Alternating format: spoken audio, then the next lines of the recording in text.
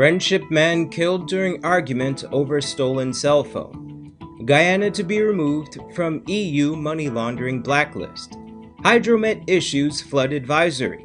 In the region, Trinidad and Tobago slowly reopens economy. And internationally, hundreds gather in Baghdad in new round of anti-government protests. Greetings and welcome to another edition of Channel 2 Headline News Update. I am George Gonzalez. Thank you for joining us. Guyana has been removed from the European Commission's money laundering blacklist. The delisting will enter into force 20 days after the official publication of the EC's multifaceted action plan.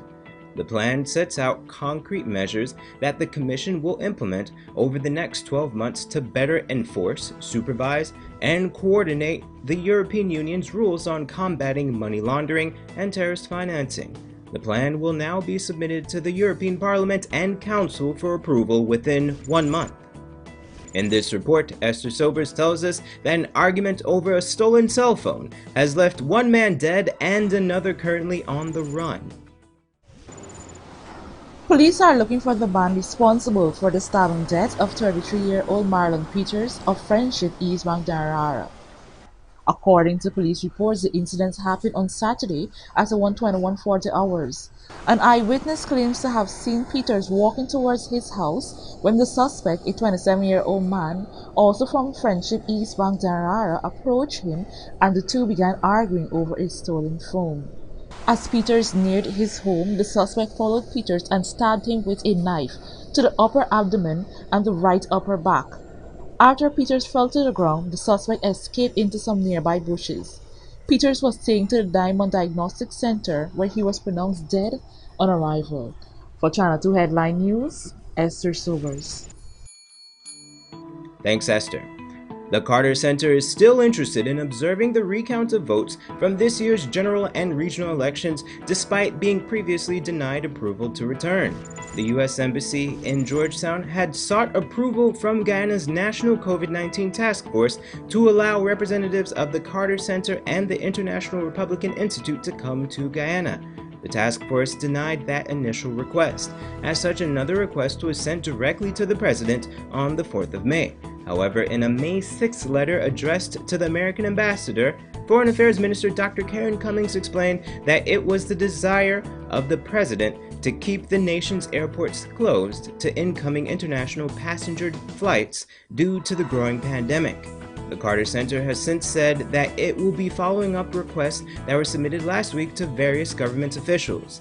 It should be noted that over the weekend, Chief Executive Officer of the NCTF, Joseph Harmon, indicated that the center can return to Guyana as long as they intend to comply with measures in place to prevent the spread of COVID-19. Don't go away. Coming up after the break, police in Burpee seize and destroy thousands of marijuana plants, and HYDROMET issues flood advisory.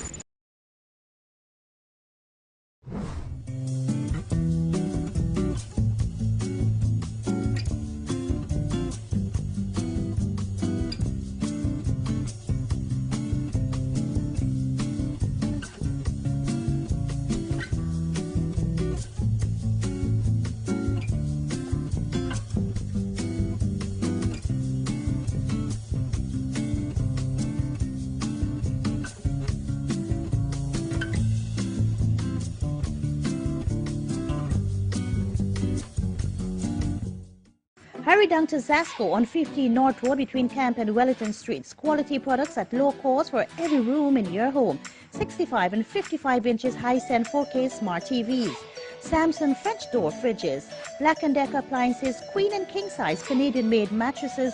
German-made pressure pots in 5 to 9 liters. 12-piece pot sets, knife sets, cutlery sets and pans, commercial fans. Samsung smart stoves. Canadian-made 3-piece recliner sofa sets. Air fryers and Hamilton Beach hot and cold water dispenser. For that reliable, prudent and courteous traveling experience, your choice is G3 Cabs, located at 228-229 Aubrey Barker Road and Beverly Close, South Randolph Gardens. Travel in comfort and safety with our deluxe fleet of new vehicles and neatly trimmed drivers serving our customers around Georgetown.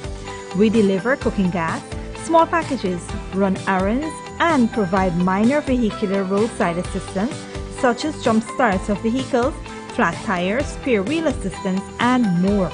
Contact us on 218-4982 or 218-4500. G3 Cabs. You can count on us. Oh gosh, what's this? Me son can't read or spell. Stop! 0 out of 20. Is what I gonna do here? Hi guys, my name is Ms. Purja Singh and I'm the Senior Teacher at Agriculture After School Program. Due to the spread of the coronavirus and the need for social distancing, we have moved our in-class learning activities to online via Skype. On the online side, we will be focusing on spelling, phonics, reading, and the National Grade 6 assessments. For more information, you can inbox us or call us. Contact us on 675-4379. I can call them now. Hidden Treasures, discovering gems in young minds. Meet Terence and Shabana. Both believe they've been exposed to COVID-19 and were advised by the Ministry of Public Health to quarantine themselves at home. It's a normal working day and Terence grows tired of home quarantine guidelines. So he heads off to work using public transportation. Now all the passengers and his co-workers are in danger of contracting COVID-19 from Terence. After work, Terence heads straight to the gym for daily exercise. He shares the same exercise equipment with many others that day. Later on that evening too, Terence heads off to play several rounds of dominoes with some friends. By breaking the quarantine rules, Terence has endangered the lives of the passengers, his co-workers, members of his gym, and his friends with whom he played dominoes. By contrast, Shabana practices social distancing. She works from home every day and in the evenings, she video chats with her family and friends to stay connected. Shabana is also obeying all the guidelines that the Ministry of Public Health says we follow when quarantined at home. Shabana has infected no one. Let's all do our part and practice physical and social distancing by avoiding unnecessary travels and staying home from large groups of people, including our families and friends. A message from the Ministry of Public Health in collaboration with PAHO WHO. For more information, visit our website at www.health.gov.gy or visit our Facebook, Instagram, or Twitter page.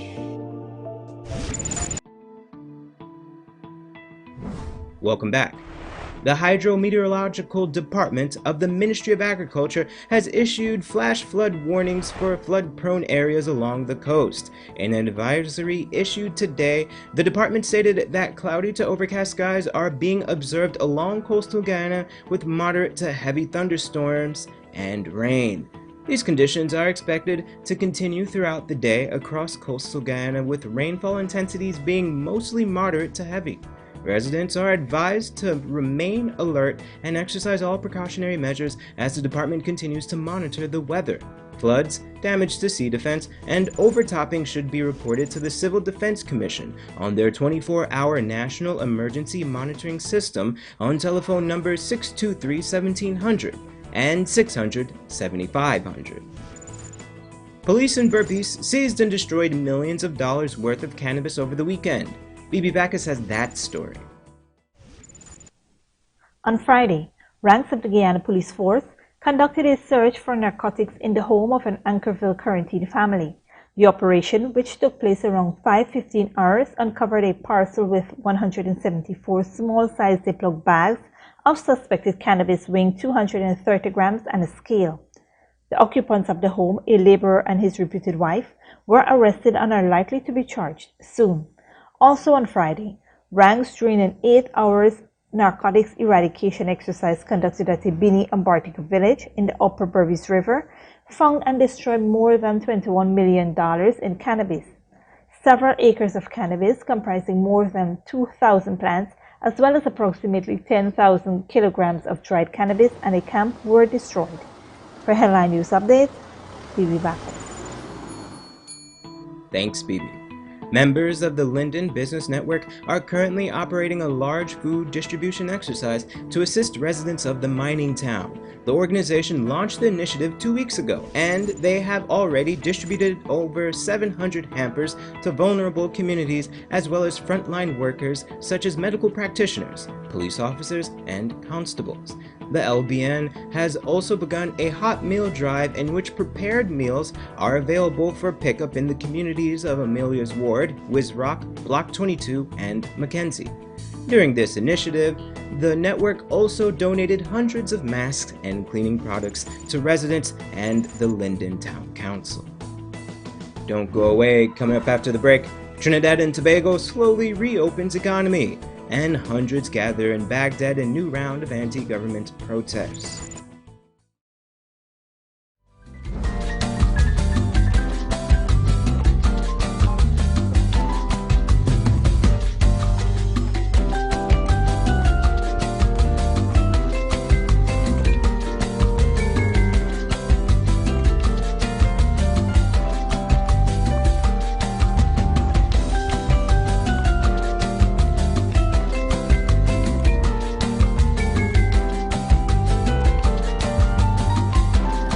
Hurry down to Zasco on 15 North Road between Camp and Wellington Streets. Quality products at low cost for every room in your home.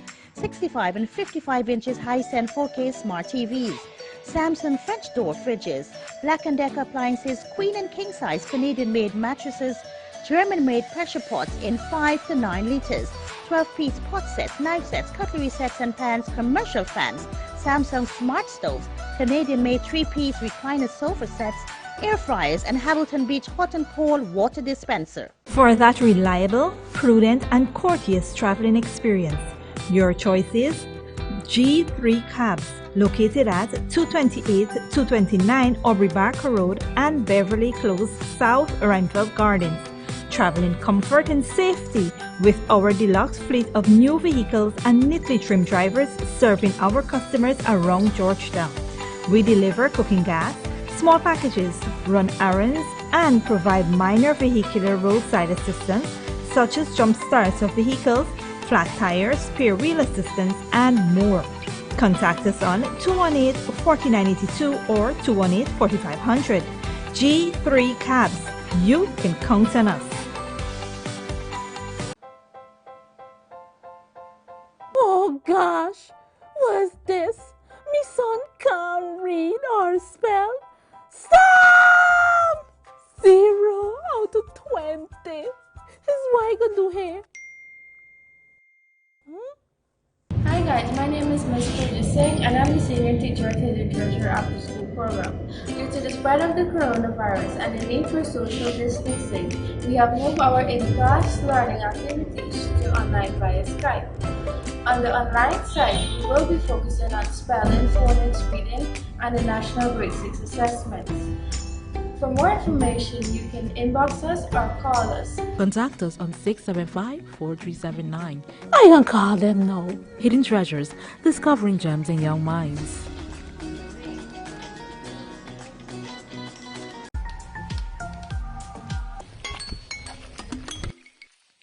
Hey, Radhika. Shiny man, long time in here or see you. I didn't really feeling too good. He never give me no coronavirus, not me. Like she know you can get COVID-19 from a phone call? What? Hear this. When somebody cough or sneeze, they spill small liquid droplets from their nose or mouth. If you're too close, you could breathe in the droplets, including the COVID-19 virus if the person coughing got the virus. And bops! Just like that, you get coronavirus. So, stay at least 1 meter or 3 feet distance between yourself and everyone, especially those who are coughing or sneezing. Or better, stay home and don't go out liming. Hey, Radhika! Yeah, Shiny man, I will contact all you want now. We can hear and see you. This is a message from the Ministry of Public Health in collaboration with PAHO WHO. Welcome back. Now we take a look at news in the region and around the world. On Saturday, the government of Trinidad and Tobago announced a phased reopening of the country following the lockdown in response to the coronavirus pandemic. but they maintained that the borders would remain closed at least until June. Prime Minister of Trinidad and Tobago, Dr. Keith Rowley, said schools would remain closed until September and that churches would also not be allowed to conduct services as they had been allowed to prior to the pandemic. Dr. Rowley emphasized that citizens must not put down their guard and continue to follow the measures earlier announced, including social distancing, wearing of masks, and in some respect, continue the stay-at-home policy. Mother's Day in Latin America was celebrated in spite of social distancing and lockdowns to protect against the growing death toll in the region due to the coronavirus pandemic. Brazil, Ecuador, and Chile have been particularly hard hit by COVID-19. But in spite of that, people still found novel ways to show their appreciation. Al Jazeera's Manuel Rapallo reports. An unexpected musical number zipped down the streets of Sao Paulo, Brazil on Sunday, as musician Rodrigo Cunha played the piano from the back of a moving truck. Brazil is the hardest hit country in Latin America, with a coronavirus death toll nearing 11,000. Rodrigo says his music is a way to make Mother's Day special for those who are quarantined and separated from their families. It's an amazing feeling to be able to share my art so that people can feel good. And I feel good to be here collaborating and to be part of this history that we are going through. Rodrigo is one of dozens of artists who have volunteered their time and skill to celebrate Brazilian mothers. In many countries in the region, this year's Mother's Day has required a bit of patience and creativity to celebrate. Un abrazo grande, la quiero mucho. In Chile's capital, Santiago, a socially distanced party was held for 101-year-old Maria Elsa Quiroga. Quiroga greeted visitors from a distance of at least 6 feet and sent her love to grandchildren and great-great-grandchildren over video calls. The only thing I want, which I ask of God, is to have compassion over us, to sort things out, because it's a disaster with this virus, with crime, everything. It's always the case when good is lost, then evil arises. By Sunday, Chilean officials said the number of COVID-19 cases had reached nearly 29,000. In Ecuador, mothers who work as doctors and nurses have had to put the holiday on hold. COVID-19 cases here are approaching 30,000, making the country one of the worst coronavirus hotspots in the region. Ser madre es una responsabilidad inmensa. Being a mother is an immense responsibility, and now with the crisis that we're going through, with the pandemic, we have put our families aside a little to dedicate ourselves 100% to the hospital.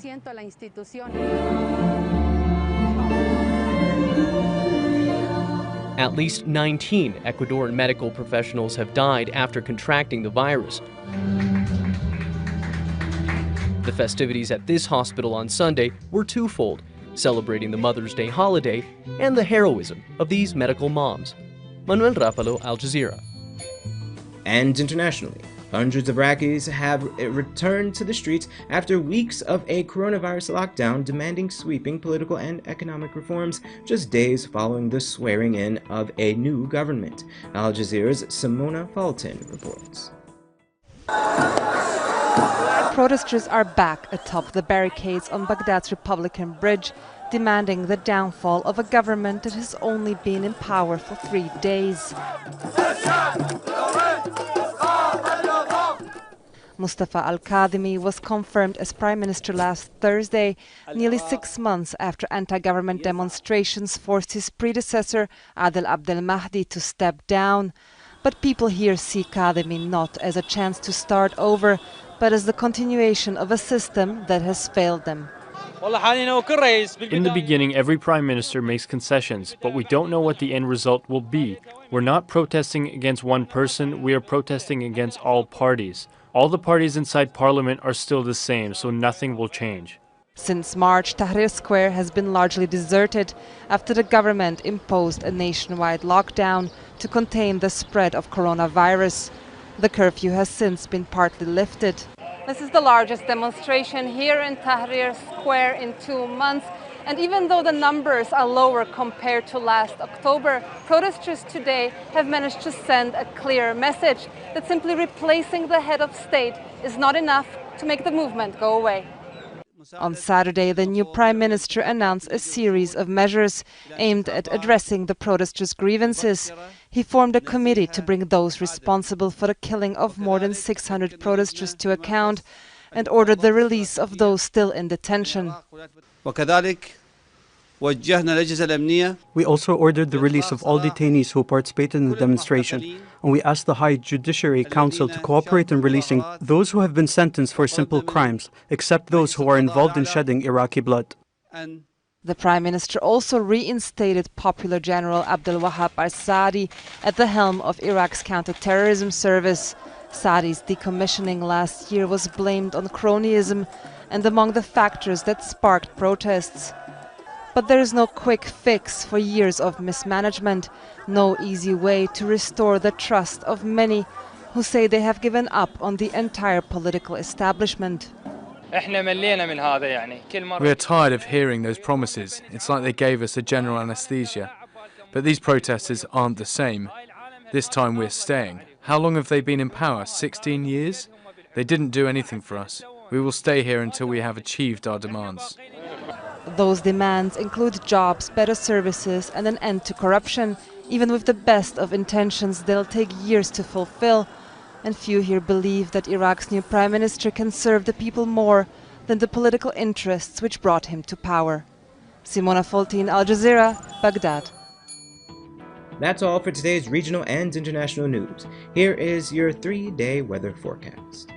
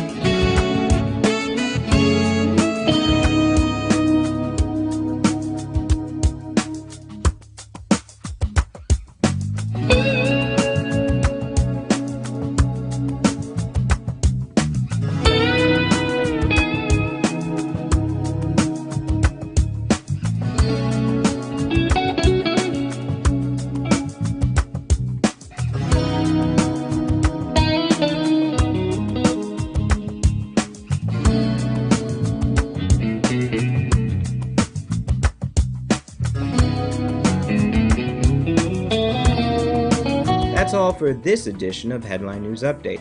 Tune in Wednesday at 7 p.m. for another episode. Be sure to subscribe, like, and follow us on Facebook and YouTube. Also, visit our website at headlinenewsguyana.com for all the news we couldn't fit into the newscast. Until then, take care.